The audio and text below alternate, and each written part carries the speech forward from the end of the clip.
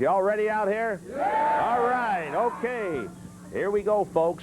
Go Bills, for we are here to cheer for you. Go Bills, we are your fans so true. All right, welcome back to the Post-Drought Reconstruction Podcast. Episode 3. Yeah, episode 3, yeah. Yeah! I think we are podcasters now. 3 episodes is no longer an experiment. I am doubting that as much as I'm doubting our qualifications to talk about this subject in any or all entirety.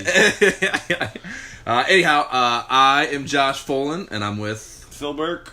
And we are the unqualified dudes talking Buffalo Bills football. Yeah! I guess current events is always probably the first thing we should touch on. Topical shit. That Donald Trump is a dick. That's people are saying that. Yeah. I don't consider myself a political guy, so I don't have. I thought we were talking about current events. Yeah, I don't have any proof one way or the other, but I've certainly heard whispers. Really? Little whispers. Little Chinese whispers coming through? Yeah, that there's some people don't like him. He's doing a bad job. I don't know. Lighter fare, I guess. Yeah. I would like to stick to the more important things. Talking sports. Sports. Shit that's happened since we last potted.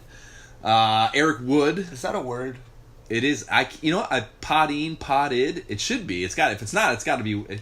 Is that in the Oxford English Dictionary? Is that like Google?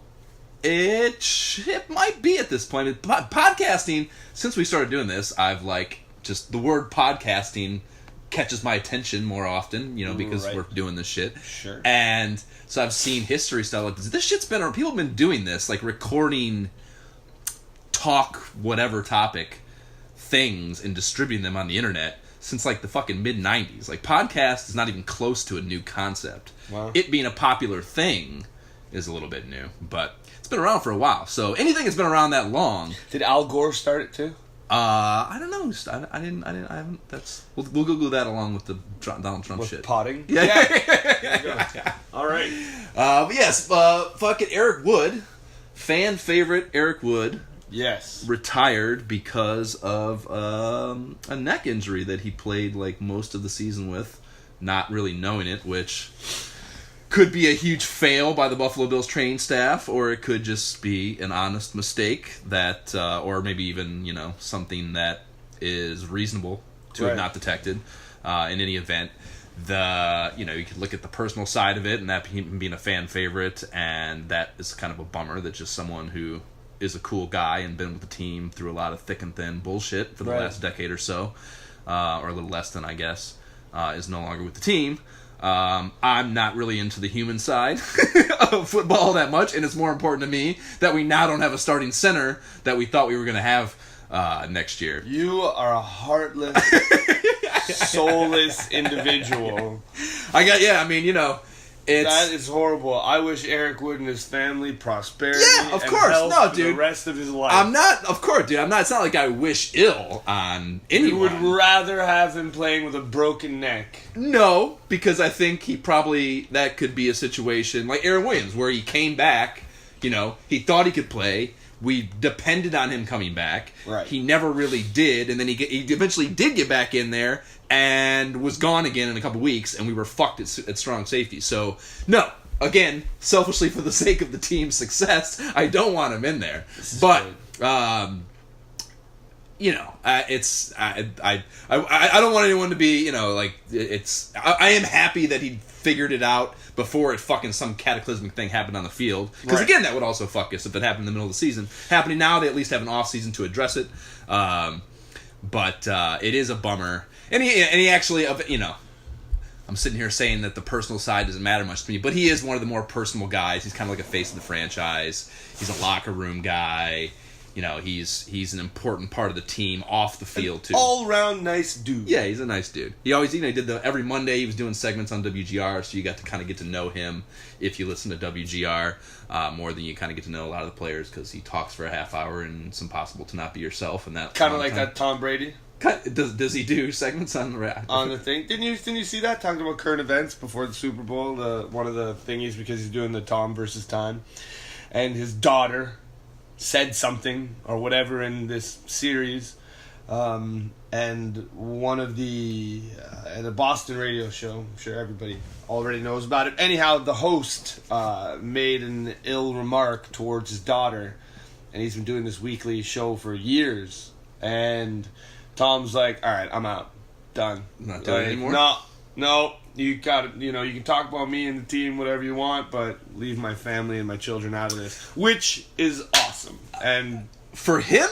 Yes. Or just that people don't have to listen to Tom Brady talking on the radio anymore? What part of it, Phil? I think it's good that he stood up for his family. Yeah, of course. I mean, yes. Leave that out. We can talk unqualified or qualified about sports. Agreed, yeah. I mean, what the fuck? Can't make it personal. What could he possibly have said about it? What the fuck could his daughter matter to him? I don't know. Well, this was why it was such an idiotic comment by this Interesting. radio kind of host. Anything with Tom Brady doesn't interest me too much, but fair enough.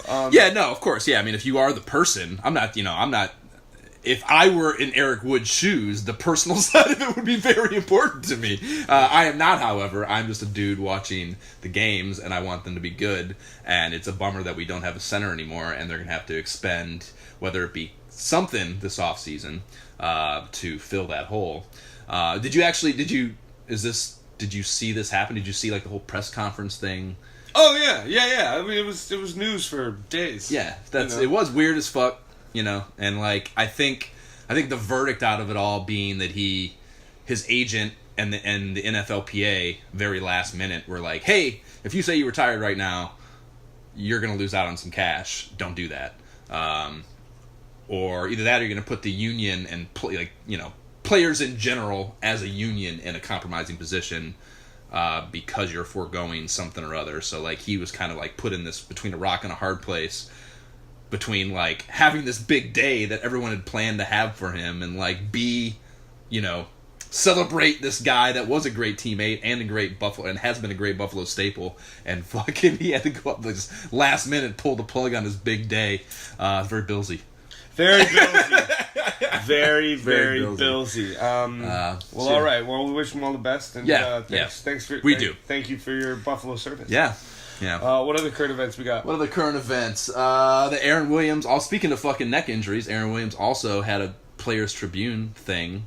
Did you see this? I did not. He wrote this letter that was like, a thank you. He officially retired, which okay. I think everyone. That's not news, but even if it's just the formality of him doing it, in a public announcement is. But yeah, he wrote this Players Tribune thing that's was a huge, thanking Buffalo, thanking the Bills, and kind of apologizing for being the dickhead that he was when he first got to the team, which was a pretty. Well, that's nice. Yeah, he was I do remember, when he got drafted as a cornerback out of Texas, one of those fucking Big 12 teams or whatever, and he was a really good college player. And when he first got to Buffalo, he had a really good training camp, or rookie camp or something, and then was shitty for a few years. Right. And he got criticized a lot for it, and he coming from a big college program, I guess he just kind of. I don't know. Was a dick. He was basically a dick. Well, there's always room for sorries. And you know what? If you want to walk back being an ass, I know I've been an ass on multiple occasions. Me too. I don't, sure, dude, those kids, it's got to be, they're worshipped their whole lives, and then they get to the fucking NFL, and it's now I'm really celebrating how fucking incredible of a human being I am. Well, he's growing up, which is fantastic. Yeah. God bless you. Yep. So it was a cool thing because he was very honest about it and very specific about kind of good for you, Williams. Yeah. Next up. Yes, next up. That was cool. And then current events. Well, the quarterback shit kind of started a little bit. Go on. Yes, Alex Smith to start it off. Never heard of him. Yeah. Alex Smith got traded. Which, there was all sorts of speculation that he was going to be headed out of KC, so that wasn't necessarily never coming to Buffalo, though.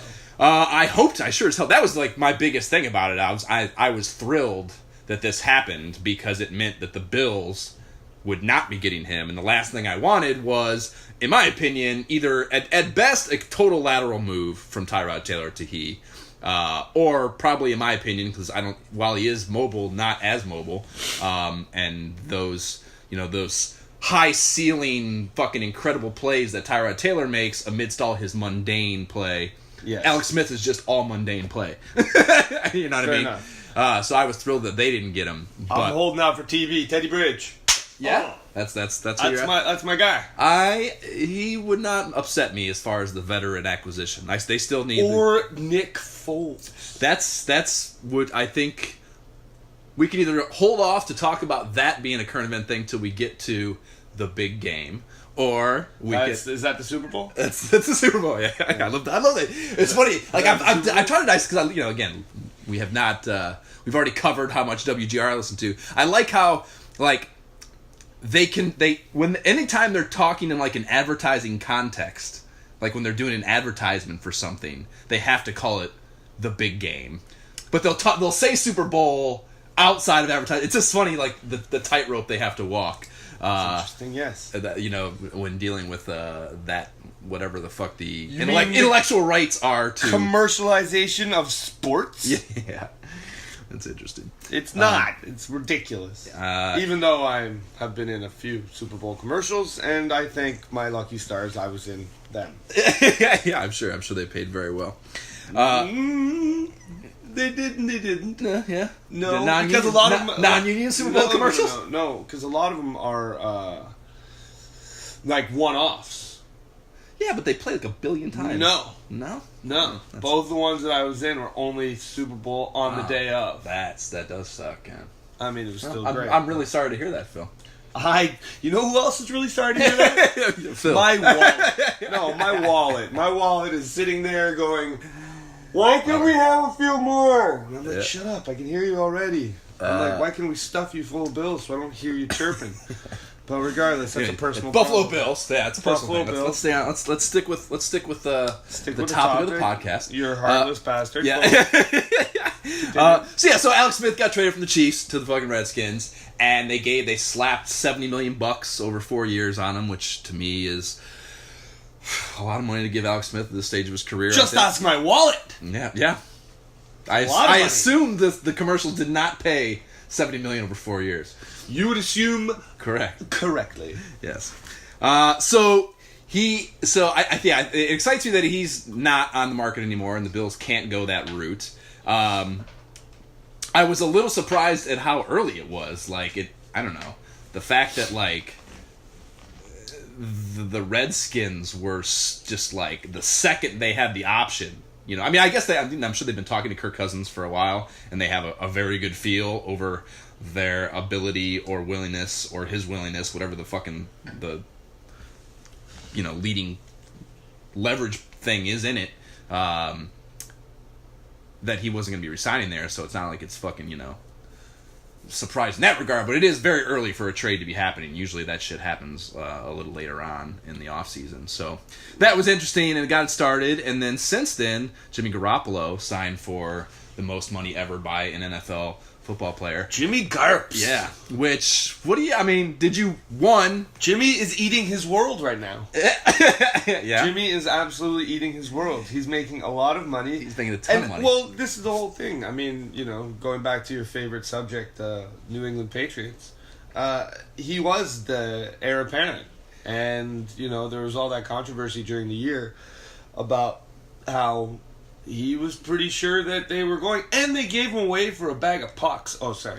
They gave him away for a second-round pick, a couple of pylons and a bag of balls. It's a second-round pick. It's not nothing. In the NFL trade market, which is fucking... it's so weird to me. I feel like the trade return on great players is so frequently... Like, I mean, when the Bills traded Marshawn Lynch for a fourth-round pick, and he was like... That's ridiculous. He was like the ninth pick in the draft, and... other than hitting some lady in his fucking SUV, like tearing it, a good player for Buffalo. Heartless bastard. But that was like, that's not an on the field thing. I mean, whatever, character is important, I guess, but it's not enough. It happens all the time. I feel like players get moved for draft capital that is not, to me, is not sufficient for what the player brings to the field. The return doesn't. So yeah, a second round pick is not nothing, but it is probably, if he's worthy of the most money ever, not equivalent to what he is going to provide for the fucking San Francisco 49ers.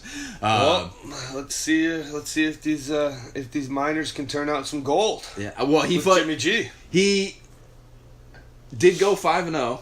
He did once he got on the field, and looked really good. Yep. But I think even if you add that to his 2 games, his 2-0 record for starting for the Patriots, I still think... Wasn't he 3-0? I think it was 2-0. I could have swore I just heard it was 2-0. Okay. 2-0, 3-0. Either way, 7 or 8 games is not a lot. Half a season is not a lot to be anointing him the fucking... But, listen, if you go through the university that is the Bill Belichick school of wonder and wisdom... That's the exact point, dude. How many fucking... that. Matt Castle, how many fucking guys have sat with a clipboard next to Tom Brady and then did nothing? Once they got out into the world. Saying there's something. How many Harvard graduates go out there and completely, shit the bed? Like just because you've got a pedigree and people pay for that pedigree. You've got the pedigree of working with the New England Patriots. You've got 4 Super Bowl rings. You're working under Belichick. You're working beside the greatest of all time. I think it's honestly more. I think there's something to be said for that. I'm not. Yes, of course, yes. Learning from the greatest quarterback ever cannot be a bad thing. Do I agree with it? Not necessarily, but there's some cachet into coming from that realm of football. So. Yeah, no, I think honestly, I think it's probably a better reflection of just how quarterbacks starved the NFL. Like, the Kirk Cousins is probably going to beat him when he gets onto the market as far as the money goes. And Kirk Cousins is not the greatest he's not the best. He's certainly not the best quarterback in the NFL. It's just like it's a constantly inflation fueled marketplace for a position that there are not enough human beings who excel at the skill set required to be good at it to fill the 32 necessary positions for the NFL. It's like being a goalie in hockey or top 2 defenseman in hockey. But that's a different podcast altogether. That is. Go ahead. Are defensemen and goalies like quarterbacks? I don't know. Well, it's really a goalie is. I mean, there's only a handful of great goaltenders in the NHL. Top 2 defensemen are not dime a dozen. Sorry, they are very hard to come by. Like true top 2 defensemen who can run up and down. And again, let's focus. Okay, let's focus on. I'm trying to learn a little. I don't know anything about hockey, Phil. This is just like I know nothing about football.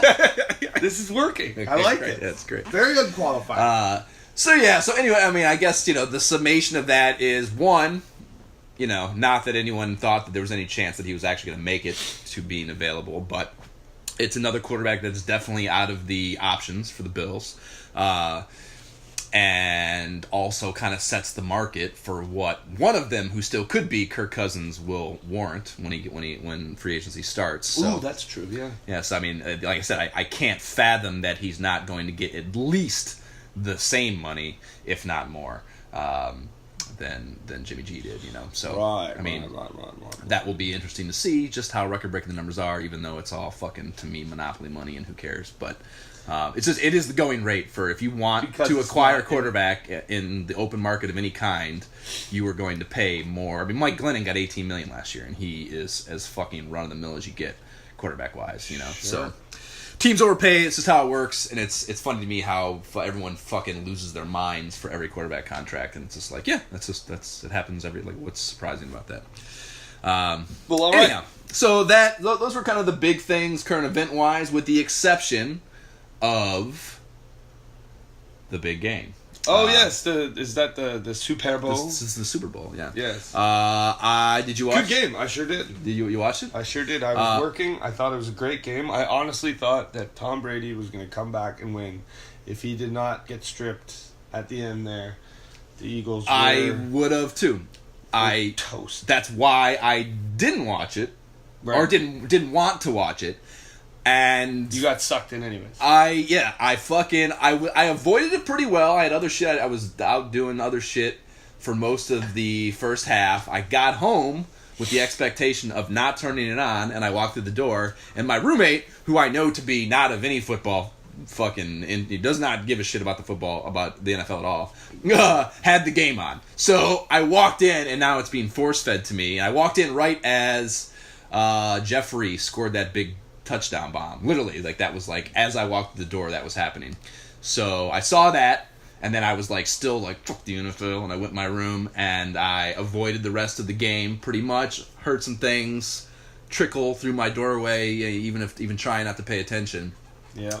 And then towards the end, when it was close and they went up, and you succumbed to the romance that is the NFL and America in all its glory. When the fucking Eagles scored that touchdown and the ball was going back to Brady, I watched that fucking drive and couldn't believe that he didn't win. Didn't bring it back. Well, you can be the greatest of all time, but you can't win every day. Nobody is perfect. Nobody bats 1,000. Perfect. Nobody, Joe Montana's perfect. Nobody bats 1,000. Joe Montana's perfect in those games. Jim Kelly went 17 for 17 in his first passes in that fourth Super Bowl. But then things occurred. Yeah. So yeah, that was, I mean, I, like I said, avoided most of it, but I did catch, I guess the really high drama portion of it, and it seems like I thought it was a great game. Yeah, that's what everyone's saying. It was one of the better games. And the fact that somebody won with the numbers 2-2 in their Super Bowl boxes at the bar. I mean, if you ever get 2-2 on your Super Bowl, or like one's not so bad, like 4 and 5, like 5 and 2, like those are. You'd never want those numbers. I also somehow, for some reason, heard a lot about that too, which is interesting. So anybody getting 2-2 and that happened, that was who misses all those kicks? It's yes, they missed. It was weird. That's what the NFL wanted when they moved that fucker back, the extra point. So it's cool. Is good. Yeah, it gives it a little bit. It's not just an automatic thing, and I'm absolutely one of the few things rule wise I'm in support of that the NFL's done in the last fucking 20 years, but. I think it's also a big part. They going for 2 and just kind of the freewheeling, high scoring nature of the NFL too is like kind of part of that. Absolutely. And that game, certainly. I mean, fucking both Tom Brady and Nick Foles. Again, I didn't see either one of these plays, but I still know just because it's impossible to avoid Super Bowl information if you're consuming any sports news at all. And both Nick Foles and Tom Brady had passes thrown to them in this game, which is fucking weird. And Nick Foles caught his, and Tom Brady did not. I still haven't seen the play actually, but really apparently Tom Brady's drop was pathetic, which is great to hear. I'm not necessarily sure. I just when you're not taking as many reps as NFL wide receivers are and catching over the shoulder. It was an over the shoulder catch, like this. It was like this. Yeah, interesting. And, well, yeah, I'd call that coaching. I'd say that's not that brilliant of coaching if you're asking your player who is not versed in this sort of activity to go out and do something. You've got a guy throwing who's not doing the reps at throwing too. If anything, it should have been a low ball straight to his chest. I highly doubt that this was a play that they had not run. Oh, I'm sure. A number of times. But I doubt so. It's not a completely. I doubt they ran it 100 times. You know what I mean? I don't know. I bet. Bill Belichick's. Do you think he ever lets them stop practicing? No. Most certainly. The Patriot way would be to never stop practicing. Correct. No sleep, just 24 hours a day practicing. Which is pretty much what Tom Brady does. It makes him the greatest of all time. All right. So that was. I mean, that was. I of what I did collect. Information wise about the Super Bowl, leading up to it, in my adamant, fuck the NFL, I don't want to consume this game. Throwing a lot of F-bombs today. Am I? Yeah. I always say fuck luck. That's not come on, you of all people should be. That should not be surprising. That's awesome. It's just conversational. It's a comma, dude. It's not even a word. It's just a comma. That's it. Intelligence. It's a sign of intelligence. Supposedly. No, absolutely. Anyone who says fuck certainly is on that ship. Cursing is a sign of intelligence. It's a form of communication. The idea of excluding any way of communicating your thoughts, I think, is a limitation. I wholeheartedly agree. Yeah, and fuck helps me communicate. Attaboy, I'm in. So yeah, this was the thing. I made a list in my, like I said, adamant inclination to not watch the Super Bowl. I made a list of the top 3 things I'm not gonna watch when I don't watch New England in the fucking Super Bowl, and this was when we planned on recording this episode prior to the game, so it was what I wasn't going to watch. Right. So now, what this is a list of is things that I thought I was not going to have to subject myself to by not watching the game. So I thought it would be funny to go through and see if these were things that did occur, and I was right in my predictions. Go on. Okay, and if you watch the game, I'm relying on you here to tell me whether these things happened. Do it. I definitely didn't watch any pregame, and I didn't watch very little of the game. I am here and in. Okay. Go. So, number one was pregame, in-game, and post-game segments showing Tom Brady training on the beach in slow motion with dramatic VO about how hard he works. Did not occur, and I'm pissed that it didn't. Yeah? No, of course They not. didn't show any... Of course not. What the fuck do you mean, of course not? I could care less. This idea came from the Instagram fucking advertising I've seen for Tom versus Time, which has a very lengthy segment of exactly that. So I'm surprised that none of that aired during the Super Bowl pregame. I did not see it. Didn't see any of it. No. Okay. Next. In our first request from anyone who might be listening to this, if you did see anything in the pregame of that, I would love to know whether or not it aired or not. Number two was hearing the phrase "the Patriot way" literally thousands of times. I can't remark upon an exact moment in time, but I'm gonna go leaning towards it did definitely occur. It most certainly occurred at some point. Yeah, there's nothing I want to hear less about than the Patriot way. Yeah. And then number three was watching the New England offense, which is solely predicated on illegal pick/rub plays, march up and down the field under-officiated, while everything else in the field is over-officiated in a completely intolerable and unwatchable fashion, which is why fuck the NFL, and the only games I want to watch are the ones that I am addicted to, the Buffalo Bills games. Because you're a sadomasochist, Yes. heartless bastard. Yes. Yes. I was actually... They scored a lot. I think this had to have happened. Well, so did the Eagles. In fact, they scored more. I actually was because I was working, and me and this other gentleman and his missus were having this conversation, and they seemed to be well into their football knowledge, much more than me. And they were like, wow, they were incredibly surprised at the officiating, because everybody, especially the lead up and all the things with the Patriots during the year and football in general through this past year, to use another hockey term, put the whistles away. Yeah, you know? I know that, again, just impossible to avoid the information. There were the two Eagles touchdowns that were like of controversial nature. One of which is like I think it was the second one. Zach Ertz, I believe, scored that last touchdown, the tight end. The one at the end, the winning touchdown. Yeah. That is a touchdown. Yeah, exactly. But you know what it also is? It's the exact touchdown that fucking Kelvin Benjamin scored against the Patriots that was called back. Right. And yes, what I have heard is that both those touchdowns, whereas many times this year other teams got fucked out of touchdowns that were just like that. They did not fuck the Eagles out of those touchdowns on the biggest stage of the year, which to me is comforting. One, because it means that we fucking didn't have to watch the New England Patriots win another Super Bowl because of the Patriots or the refs just giving it to them. Right. And two, that just, maybe they're learning and maybe things will get better, I don't know. Hopefully. Because, it was definitely... that Kelvin fucking Benjamin touchdown, that was just an atrocity and a half. Yeah. If that would have happened in the Super Bowl and had anything to do with the Patriots getting more, even bigger inflated egos because fucking they were handed a game, would have been just really tough to swallow. So I agree. I am very glad, I guess, in summation of Super Bowl coverage here on the PDR podcast. I am very pleased that those cocksuckers did not win the Super Bowl. Wow. I don't think it matters. I think they've already established that they're the greatest fucking team in NFL history, and it's a dynasty, and way to fucking go.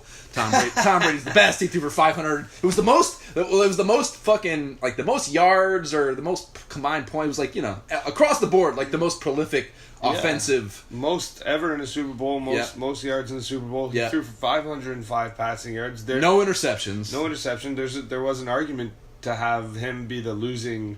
be the MVP. The MVP in the losing cause. Yeah. You know the only other time that's happened? Kurt Warner. Did it? I don't think it happened. I don't know. Go. No, it was. It's weird, dude. It's both. If my memory serves me correctly, it is both the only time that a losing player was given the MVP, and it's co-MVPs and their defensive players. Three things that just never fucking happen. Wow. And it was, I think, the two Cowboys players, Randy Howley, I think is one of them, and another Chuck Scott. I don't know. These names are just, I'm fucking winging here. But I want to say it was like Super Bowl V against the Baltimore Colts, which they lost by a field goal, 16-13 or some shit. Wow. And yeah, definitely Harvey something. I can picture, again, like I know all the Super Bowl MVPs up to Super Bowl 25 because of the 1990 Pro Set Super Bowl MVP subset. Oh, well done. That I owned every card of. I could picture they were oil paintings. I wonder beautiful. how much that is in the Beckett these days. Probably the 1990 Pro Set. There ain't a lot that's worth much. The Payne Stewart limited. There was a Payne Stewart because that's a golf. God rest golfer. your soul. But he was the guy who wore all the NFL gear all the time. Yes, he did. Yeah, he was sponsored by the NFL. Yeah, and he had like him and the Santa Claus card were like limited insert cards that you found in some packs, and those were worth a couple bucks, but every other 1990 Pro Set card is completely worthless. They were like it was the most it was the most overprinted series in fucking football card history, pretty much. Are we gonna get to play this? Yeah. Okay. So that was the shit we wanted to talk about. Oh, there were a couple other things. No. I wanted to do the meat thing. Go through the list. So. Oh, okay. Two things. One, before we do the meat, a stat I saw that I wanted to share that was fucking just pushing my philosophy about something we've already covered even further. Tyrod Taylor, revisiting my fave TT here. The lowest passer rating in the postseason with a 44.2 passer quarterback rating. The nearest to him was Case Keenum. And this is like cumulatively over the entire playoffs, so some quarterbacks had more games than others. But Case Keenum had a 73.5. That was the closest to him, so almost 30 points better. Both Blake Bortles and Marcus Mariota finished with a better quarterback rating. Bortles more so than Mariota, but both quarterbacks that are nowhere near like guys you should be getting blown out of the water by. Bortles had a 91, Mariota a 93.9. So just to kind of hammer home, like as much I love TT, great guy, but we got to do something. We got to fucking do something better at quarterback. Teddy Bridge, man. Yeah, that was like I saw that and I was like, that just fucking says it all, man. Granted, he also had to play his only game, his only samples, his only data in the data set is against the best defense in the league, best pass defense, but still 44-2 is pathetic. And yeah, so that was just the stat I wanted to share, and then I wanted to go through as the meat of this episode. I wanted to go through again with free agency looming on the horizon, and we're still going to do the offensive feature. In another episode between now and free agency starting in the middle of March, but I wanted to go through the list of Bills free agents. There are 18 unrestricted and 4 exclusive rights free agents. I wanted to go through just kind of real quickly one by one, and we can decide whether or not we want to see them back. Okay. And even aside from that, just whether or not we think they will be. Or if I know who they are. Or even if Phil Burke knows who they are. So here we go. So the first, going through the UFAs, unrestricted free agents. Defensive tackle Kyle Williams. Keep. You know who he is. Yeah. I think we mentioned last time, like as long, I think it'll be a team-friendly deal. I don't think he's going to be trying to break the bank. If he does decide he wants to come back, I think they'll find a way to get it done. And I think he'll be helpful because they have no one at defensive tackle since they traded Marcel Darius away. And I'm sure that will be also something they address otherwise, again, like we touched on last time. Wide receiver Jordan Matthews, the guy that came over in the Ronald Darby trade. Keep. We don't have any wide receivers. Really? I think it wouldn't be bad to keep him. I think he probably has never been more disgusted with a period of playing football in his time in Buffalo, given how just underutilized the passing game and all the wide receivers were. And I would say that he probably wants the fuck out of here unless they overpay him, and he definitely isn't worth overpaying for. So theoretically, yes, keep all the good. I don't think he's a bad receiver, but I think to keep him here, you're going to have to pay more than he's worth. Okay. So I don't think he will be back, even though it would be nice to keep him, I guess. Go on. Cornerback Sharice Wright. Couldn't say I was focusing in on him this season. He was the guy. E.J. Gaines, our starting cornerback, got hurt all the time. Right. Sharice Wright was the guy who would come in for him when he got hurt. And okay. He played all right. He's a guy, I mean, he's a UFA. I think they can sign him for fucking probably a minimum deal. I don't think he played bad, and if they can re-sign him for depth, a depth amount, I don't think that would be, or a depth contract. Depth tier contract, I don't think that would be a bad Great. thing. Keep going. Wide receiver Brandon Tate, who... Yes, keep him. He was a great returner. I think... Again, it would be great to have him as a depth guy, and he's a good returner. I saw a thing. There's another guy who is a free agent.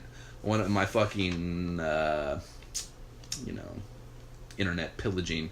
Travis Benjamin is a guy who is like San Diego is loaded at wide receiver. He's like their fourth wide receiver. He's a deep threat, amazing guy, incredible returner. I actually went to... Oh, you went to dinner with him? Amazing guy? He's an amazing guy. Amazing guy? He's an amazing player. I don't know if he's an amazing guy. He actually went to a... He bought the appetizer. You always know when I went to a game. Appetizer. Yeah, I went to a Monday night game in Cleveland. He was drafted by Cleveland. I went to a Monday night game in Cleveland, EJ's rookie year, and it was I think the 5th game of the season. EJ was off to a decent start, and Travis Benjamin was playing in this game, and he was lighting it the fuck up for the Browns. And I was actually calling him the weapon. That was like my uncle. I was with my uncle and a buddy of his, both Browns fans, and they were all they were talking this guy up. And we were calling him. That was what we were calling him. The weapon was his nickname because he was like tearing it up on special teams as well as on offense. So he's a guy who's a burner who I think they could get for a pretty reasonable contract. Who I think is Brandon Tate's mold in the mold of Brandon Tate, but better and younger. So I would like to see if they can make that happen instead of Brandon Tate. But if not, I don't have any problems with Brandon Tate. He had that one really good catch against the Raiders this year. And and then Mike Tolbert. Love the guy. Love the guy. Fuck Mike Tolbert. Moving on. Ramon Humber. No idea. Linebacker Ramon Humber. Couldn't tell you. Depth guy again. They can resign for nothing. Whatever. Safety Cole Anderson. Okay. No way. Yeah. He's a guy that keeps saying he's a great special teams player, but he's never healthy long enough to There are a lot of players on football teams. There are a lot. Roundabouts 53, Phil. A lot. Cole Anderson. It doesn't fucking matter. Joe Webb.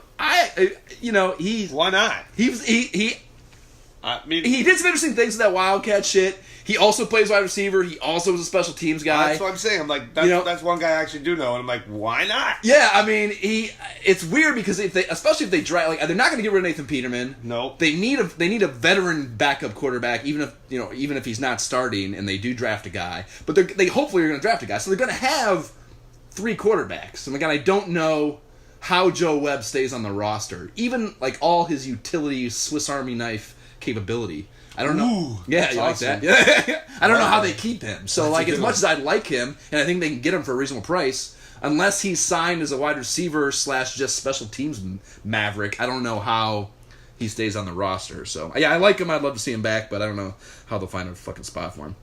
Cornerback Leonard Johnson's another guy, very much like Sharice Wright, was just a depth fucking cornerback that I think he actually played nickel the year, and he did a good job. So he's a guy I like to see back if they can get him for little to no money.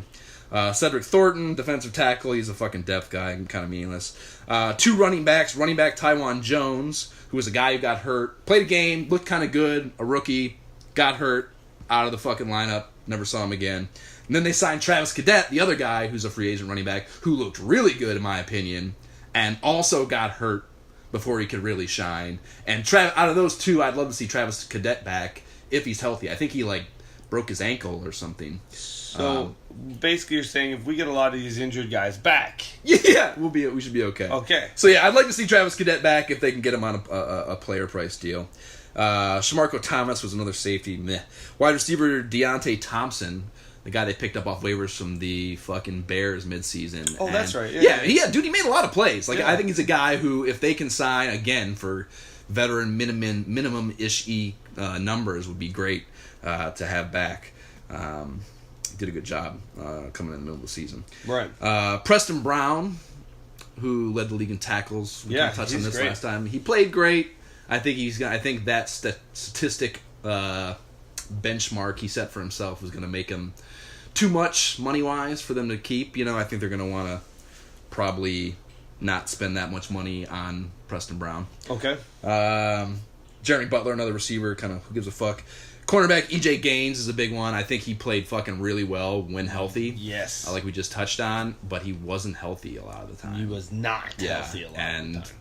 And again, we've also talked about McDermott needs availability, whatever the fucking those things are that we can't remember every time we talk about this, and he's not available because he's hurt a lot. So it'll be interesting to see if they pay him. Yes, if you want to play, we need to have you available. And by available, not so injured. Yeah, which of course is something that he can't predict, and neither can the team. So of course not. I think he played well. It'll be interesting to see what they do there, I guess. Alrighty. The last guy was Chantrell Henderson, was a draft pick. No idea. He was a right tackle. I think he was like a 7th round pick that was originally supposed to be a 1st round pick, but he fucked up a lot in college. And he's like supposedly a talented guy. He was the guy. He got busted for smoking weed or doing something last year and missed some games. I don't know. Again, depth guy. They're kind of thin at offensive line now with Eric Wood leaving. If they can get him for low, whatever. And they had no restricted free agents, which is weird. It's not really notable. It's just weird. Right. They had no restricted free agents going into this offseason. 4 exclusive rights guys, 2 tight ends, Logan Thomas and Nick O'Leary. I think Nick O'Leary, if only because he's Arnold Palmer, or not Arnold Palmer, Jack Nicklaus, one of those older golfers' nephews. Oh, really? And because he doesn't wear gloves. Do you know he doesn't wear gloves? He's one of the few receivers that doesn't wear gloves. I like his style. It's like... I never wore batting gloves when I played baseball. Ryan Fitzpatrick's wedding ring thing. Whenever anyone talks about Nick O'Leary, which doesn't happen often because he's kind of, a depth player, even though he makes some plays, they always bring up that he doesn't wear gloves. And, of course, that he's Jack Nicklaus's nephew. So Nick O'Leary is definitely re-signed. These guys, all they got to do is tender him, an offer, and they have to re-sign. So definitely keep him. Another 2, Lafayette Pitts and Eddie Yarborough. I think Pitts can go. He was a guy they signed late in the year, didn't really play. Yarborough stepped in for Shaq Lawson when he got hurt. Oh, right. Starting defensive end and played pretty well. And also even as a defensive line rotation guy throughout the year. So he's another guy I think they should keep. And they, can pay him peanuts to do so. So those are the Bills free agents that... Thumbs up, dude. Yeah, I think that was good. That was good. We covered that very all-encompassingly, Phil. Yes. So then the other thing we wanted to do before we get to our Turn Back the Clock game was playing the firstpick.com thing, which is a total rip on something Mike Shope and the Bulldog do on WGR. But basically... I have no idea what we're doing. Yeah, first-pick.com. Go to the website, and it's just basically a draft simulator. And you go through, and however the fuck the website does it, you get to basically decide whether you want to trade up, trade down, take a player, whatever. So we're just going to burn through the first round and see if we can get a player that we both like. Phil and I will hammer it out in the war room for the Bills here, the hypothetical war room, and go see if we can get a player we like. Oh, you fucking cunt. You have to sign in. Yeah, you have to sign in. Yeah. Too much dawdling. Oh no. Dawdling, an underused word. I like dawdles. You like that? I use that word a lot. I like dawdle as well. Dawdle's a good word. All right, sir. Okay, play NFL draft game.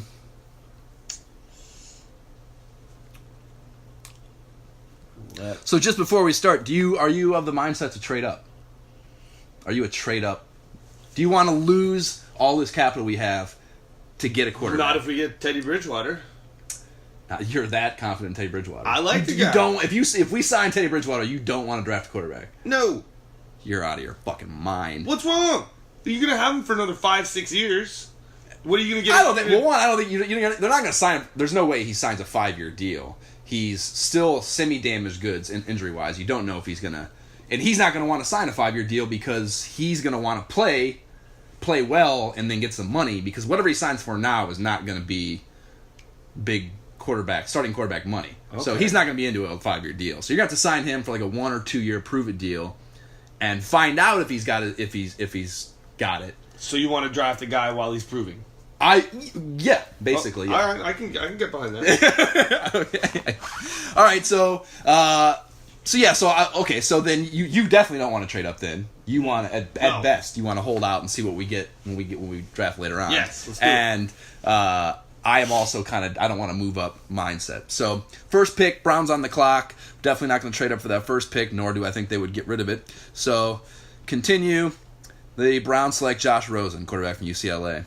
So Rosen and Darnold are supposedly kind of the two guys that are going to go no matter what. Pick 2, Giants, Baker Mayfield, who, he's one of the guys, but he's not, I'm surprised to see him go ahead of Darnold.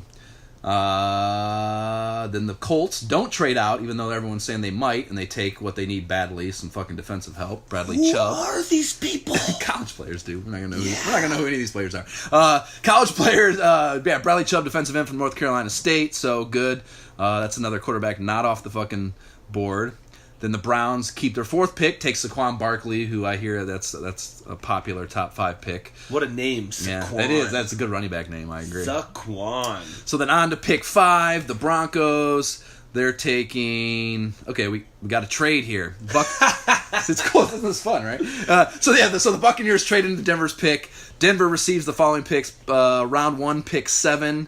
So they move 2 spots down. That's it. And then get a second-round pick 6, 38th overall from Tampa Bay. Tampa Bay just gets the 5th pick from Denver. Okay. And they take Orlando Brown, offensive tackle from Oklahoma, who I think is the best. I wonder if you're a player if you do this to yourself. And go through and do this? See where you go. It would be so... If you were, how would you not? Yeah, how would you not? Yeah. Oh, yeah. I'm sure you could do it in Madden, too, no? You can, I'm sure. Yeah, well, yeah, it's not... But this because you can just do it over and over, and they grade you and shit. So right. You could if you drafted yourself too high, you get a shitty grade. Find out what people. Anyhow, so pick 6, the Jets, probably going to be a quarterback. I'm thinking if it's not, they're idiots. Sam Darnold. Yep, there you go. So Sam Darnold, Baker Mayfield, and who was the first one? Sam Darnold. I don't know. Yeah, the other big quarterbacks off the board. So on to pick 7, the Broncos. Even though they traded down, they take Josh Allen. So that's now 4 quarterbacks. 4 of the top 6 are off the board. Yep. That also I think is smart because they definitely need a fucking quarterback. Okay. Pick 8, the Bears. They take Calvin Ridley, who is the top wide receiver, is what pretty much everyone's saying. That's their passing game was fucked, and they got Mitch Trubisky from last year, so that's smart. 49ers, the Jimmy G led $137 million man. 49ers at pick 9 take an offensive lineman to protect his ass, Quentin Nelson from Notre Dame. On to the Raiders, pick 10. Minkah Fitzpatrick, cornerback. Yes, their defense is atrocious. That makes sense to me. Yes. Pick 11, Dolphins. Raquan Smith. Raquan and Saquon? Yeah. Come on, man. That's not real. Linebacker, I don't know shit about fucking him, but good for the Dolphins. Pick 12, Bengals. Connor Williams, another offensive tackle from Texas, some big hoss. Pick 13, Redskins. Is this a quarterback? No. That big hoss probably doesn't dawdle. This is not a quarterback. So they're really all in on the Alex Smith thing to take a wide receiver to help him. Christian Kirk, who I've heard is the second. I think this is actually, when I did this earlier today, Christian Kirk was who the Bills got at 31 because I traded down with the second pick. Interesting. So, pick 14, Packers. Mike Glinchey, Notre Dame, another fucking offensive lineman, whoever he is. And on to pick 16, the Cardinals take another wide receiver, Cortland Sutton. So we still got 2 quarterbacks left. And the Cardinals were a big quarterback team. Right. So Mason Rudolph and Lamar Jackson are the 2 quarterbacks sure. that I like Lamar Jackson out of those 2, if that means anything to you. Pick 17. Great. Arden Key, linebacker, LSU, Chargers. Then take at pick 18, Tavares McFadden, cornerback from Florida State. They're also another team that could have taken a quarterback, so that's nice. Seahawks, should be no risk there. They take Martez Ivy, offensive tackle, guard from Florida. Pick 19 coming up with the Cowboys. They take Josh Jackson, cornerback. Pick 20, the Lions are not going to take a quarterback. I really liked his work in Dawson's Creek. Detroit Lions select Harold Landry, offensive linebacker / defensive end from Boston College. Current pick, Buffalo Bills. So we get to see our trade offers. Every time I've done this, I've seen fucking New England offer us a trade for this pick. Okay. So the Jets, Tennessee, and New England. So we could get New England's pick. New England would take our pick. We would get their 31st in the first round pick, and then pick 2 or pick 11 of round 2, 43rd overall. Tennessee's offering for just the 21st pick 25 in both the first and second rounds, 25th and 57th overall. And then the Jets want to trade up, even though they already got their quarterback, which is weird to me, to get our pick for the 5th pick in round 2 and the 17th pick in round 2. I kind of like that New England pick. Do you think they'll take one of our quarterbacks? I definitely... No, of course not. Tom Brady? Garoppolo? But he's old. They got rid of Garoppolo. They need a backup now. I like having... Let's see what happens. You want to accept the trade? Fuck it. I'll take that trade because we pick next. As long as they don't take a quarterback, and there's still 2 left, we can get Mason Rudolph. Yeah, definitely. So we take the pick. Look, we won, right? Yeah, so the Patriots... No, that's the last pick. So the Patriots are on the clock now. We traded that pick to them for 31 and 11 in the second round. And they take a defensive end. So they didn't take quarterback. So that's a great trade then. Well done. Yes. So now we still have pick 22. This is the beautiful thing about having those 2 picks in a row. We can take whoever we want. We have a bunch of trade offers here. I don't think we should... No, we got to take a quarterback. Fuck that. We got to take a quarterback. Okay. So...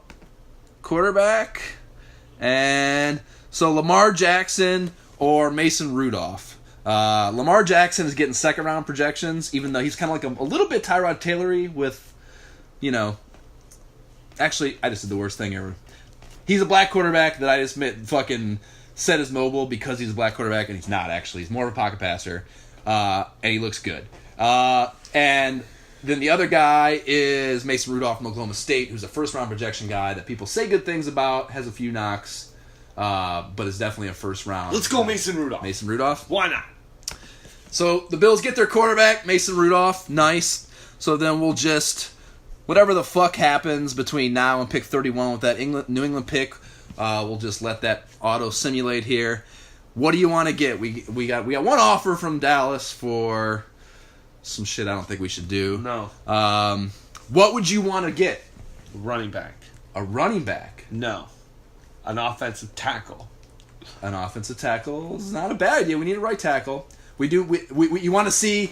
we need a center. Do you want to see... Ohio State center is the guy that everyone is saying is the best center on board. So let's see if he's still available. He is not. He's not available. He must have gotten taken. Okay. Son of a jackal. Change position. We could see if there's a wide receiver that's a first round worthy guy. I think they need wide receiver pretty bad. I agree. Okay. Oh. Let's see here. Wide receiver. All second round guys, huh? Iowa State, Notre Dame, Oklahoma State.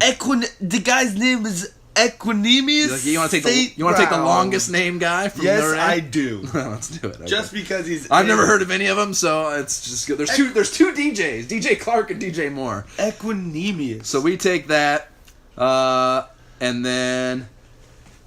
and draft and see what we can do. And then we just want to auto pick through the rest of it and get our grade here in draft. Yeah, all right. So yeah, we don't get a score. How do we get a score? Oh, yeah, we didn't. We ended it. You have to go through the whole thing. Through the whole thing to get our score. That was fun though. It was fun. When we have more time. Well, when it comes to the draft, we'll definitely do one. We'll actually do some research. and not just be bait clicking. Yeah, it was fun though. We got Mason Rudolph was available, so we got a quarterback. That's I picked Equinemius solely on St. his Brown. name.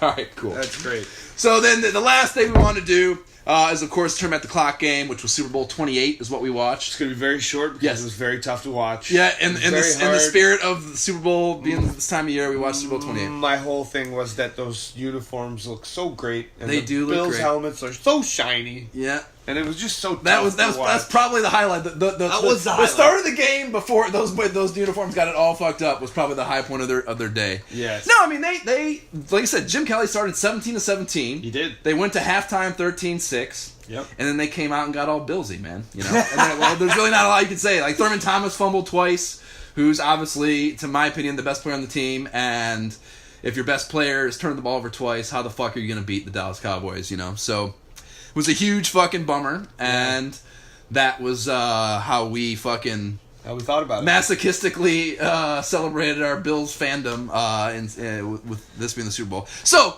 that was the game we watched. We don't have time to really go through it in depth, but Andy Proven does have it on his channel if you want to watch it.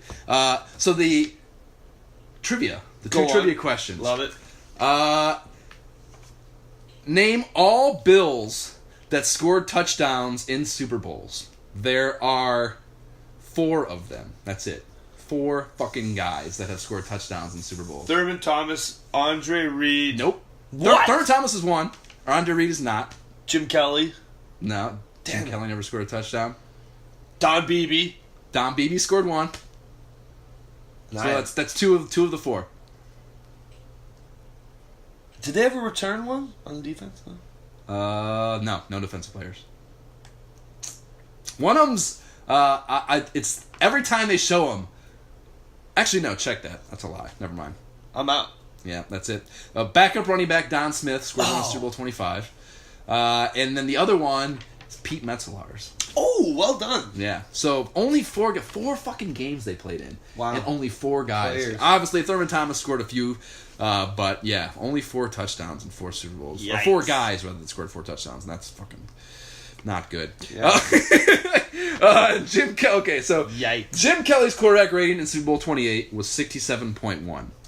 It's his second highest quarterback rating to Super Bowl 25, which was an 81.5.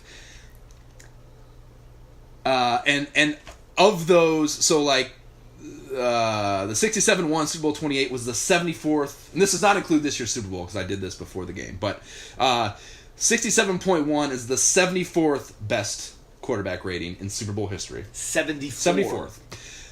Super Bowl 25, the 81.5, is the 57th ever. So, the question is, only 2 starting quarterbacks in the Super Bowl ever won the game with the lower rating than Jim Kelly's 67.1 in Super Bowl 28. Who are they? Who are the 2 guys? And I'm not throwing you fucking like classic NFL shit here. No. They're both modern guys. Peyton and Eli. Peyton's one of them. Eli is not. Who else?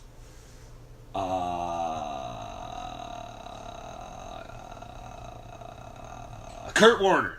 Nope. I know. I just really like Kurt Warner. I think it's a game he played in though. Oh, who's the thingy for the Rams? I don't know. It's not a Rams. Who is it? Kurt Warner appearance. It's a Cardinals Kurt Warner appearance. Yes. Who did they play? Tennessee.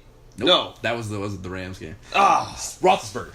Oh, no way. Yeah. The game against, I think, unless I'm fucking misremembering here. Big Ben, eh? Yeah. So, yeah, Peyton Manning and Ben Roethlisberger. Only 2 quarterbacks. So, basically, if your quarterback plays that way, you ain't winning the fucking Super Bowl. Unless you have the steel curtain or, the greatest defense of all time. Peyton Manning having the fucking Denver defense. So, that is good fun. Episode 3. This episode of the PDR podcast. Thanks for joining. Yes, you can listen to us. We're on all the platforms now. You can listen to us on iTunes, SoundCloud, Stitcher.